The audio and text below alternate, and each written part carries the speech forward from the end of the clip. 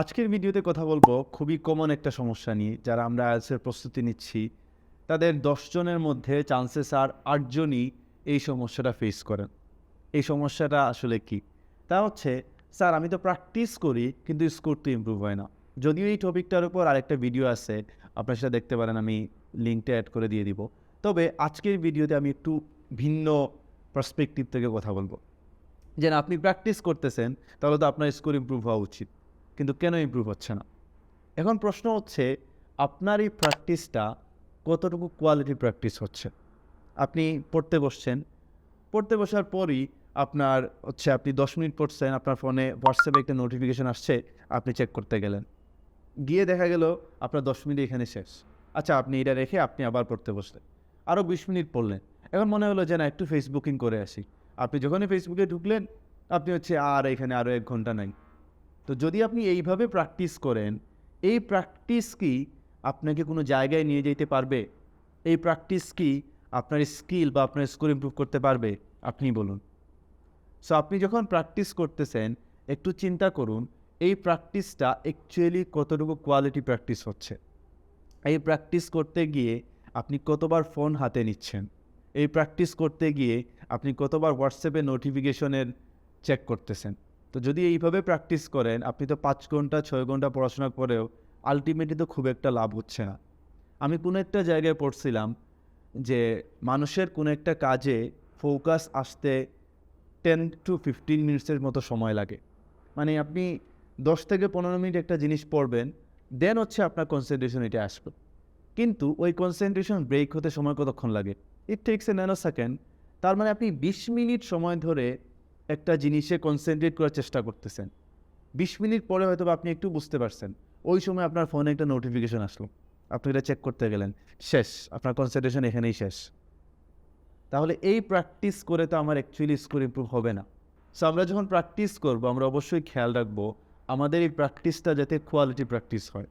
ঘন্টার পর ঘন্টা প্র্যাকটিস করতেছি, কিন্তু এই প্র্যাকটিস করতে গিয়ে আমি ইউটিউব, ফেসবুক, ইনস্টাগ্রাম কোনো সফটওয়্যার কি আমি আর বাদ দিচ্ছি না, আমি সবগুলো ইউজ করতেছি। এই প্র্যাকটিস করে আসলে লাভ নাই।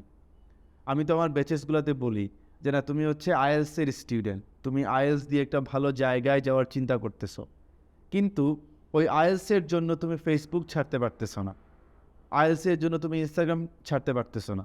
তাহলে এই আইএলস তোমাকে কেন একটা ভালো কিছু দিবে? যদি এই আইএলসের জন্য আমি এই সামান্যতম স্যাক্রিফাইসটুকু না করতে পারি, তাহলে তো এখান থেকে অ্যাকচুয়ালি ভালো কিছু আসবে না।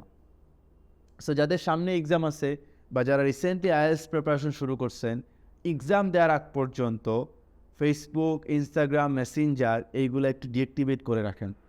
ভাই, আমি এমন কেউ না যে আমরা যদি একদিন ফেসবুক না চালাই তাহলে দেশের আহামরি ক্ষতি হয়ে যাবে। আমরা যদি 6 মাস ফেসবুক না ইউজ করি, তাহলে বাংলাদেশের অর্থনীতি একেবারে ধ্বংস হয়ে যাবে। তো এক্সাম দেওয়ার আগ পর্যন্ত দয়া করে ফেসবুক, ইনস্টাগ্রাম, মেসেঞ্জার এইগুলো ইউজ করা বাদ দেন। এবং টিকটক, যত ধরনের সোশ্যাল মিডিয়া সাইটস আছে, এক্সাম দেওয়ার আগ পর্যন্ত এইগুলা একটু স্টপ রাখেন। স্টপ রেখে ফোকাসড হয়ে প্র্যাকটিসটা করেন। যদি আপনি ঠিকঠাক মতো প্র্যাকটিস করেন, তাহলে স্কোর সাইন্টিফিক কোনো রিজন নাই, স্কোর ডেফিনেটলি ইমপ্রুভ হবে। হয়তোবা একটু সময় লাগবে, অন্য একজনের 1 মাস লাগলে আপনার হয়তোবা 1.5 মাস সময় লাগবে। যে আগে একটু ইংলিশ নিয়ে পড়াশোনা করছে, যে আগে একটু টুকটাক মুভি, টিভি সিরিজ দেখছে, যে আগে একটু বই পড়ছে, তার ক্ষেত্রে ইমপ্রুভমেন্টটা একটু দ্রুত আসবে। আপনার ক্ষেত্রে একটু টাইম লাগতে পারে। বাট আপনি যদি প্র্যাকটিস করেন, ডেফিনেটলি আপনারও স্কিল ইমপ্রুভ হবে, আপনারও স্কিল বাড়বে। তবে ওই প্র্যাকটিসটা যাতে কোয়ালিটি প্র্যাকটিস হয়। প্র্যাকটিসটা যদি আপনার কোয়ালিটি প্র্যাকটিস হয়, স্কোর ইমপ্রুভ না হওয়ার কোনো রিজন নাই। সো আমি আপনাদেরকে বলবো, একটা রুটিন তৈরি করুন। রুটিন তৈরি করে কিছুদিন, খুব বেশি না, আইএলসে তো আপনার আসলে সারা জীবন নষ্ট করার দরকার নেই। 3 থেকে 4 মাস, মাত্র 3 থেকে 4 মাসই পারে আপনার পুরো লাইফকে চেঞ্জ করে দিতে। আইএলসের পিছনে আপনি 3 থেকে 4 মাস একটু অন্য সব কিছু বন্ধ রেখে একটু ফোকাসড হয়ে অ্যাটেনশন দেন। এই জিনিসটা আপনাকে একটা জায়গায় নিয়ে যাবে, আপনার লাইফে বিশাল একটা চেঞ্জ নিয়ে আসবে। আপনি হয়তো বা রিসেন্টলি ইন্টারমিডিয়েট পাস করছেন, আপনি হয়তো বা অনার্স পাস করছেন, তার মানে বাহিরে মুভ করার জন্য ইউ নিড আইএলস। সো 3 থেকে 4টা মাস একটু কষ্ট করেন, your life will be changed. আর এই কষ্টটা যদি আপনি না করতে পারেন, তাহলে আপনিই বলুন কীভাবে আপনি একটা ভালো লাইফ, কীভাবে আপনি কেরিয়ারে একটা ভালো জায়গায় যাওয়াটা ডিজার্ভ করেন যদি আপনি এই স্যাক্রিফাইসটুকু, এই কষ্টটুকু না করতে পারেন। একটা ভালো জায়গায় যাওয়ার জন্য, একটা ভালো অবস্থায় যাওয়ার জন্য আমাদেরকে তো অবশ্যই কষ্ট করা লাগবে। শর্টকাট ফলো করে আমরা কষ্ট বাইপাস করে কোনো কষ্ট করবো না, একটা ভালো জায়গায় চলে যাব, এইগুলো আসলে হয় না। প্র্যাকটিক্যাল লাইফে এগুলো হয় না। আপনাকে অবশ্যই কষ্ট করা লাগবে, আপনাকে অবশ্যই এফোর্ট দেওয়া লাগবে, দেন একটা সময় আপনি একটা জায়গায় যাবেন। সো যারা এই ভিডিওটা দেখতেছেন বা যাদের সামনে এক্সাম আছে, বা আপনি হয়তো বা আইএলস এক্সাম নাই, আপনি অন্য কোনো একটা কিছু নিয়ে প্র্যাকটিস করতেছেন, তো আমি চাইবো আপনি একটু রিফ্লেক্ট করেন যে আমি যে প্র্যাকটিসটা করতেছি সেটা আসলে কতটুকু কোয়ালিটি প্র্যাকটিস হচ্ছে।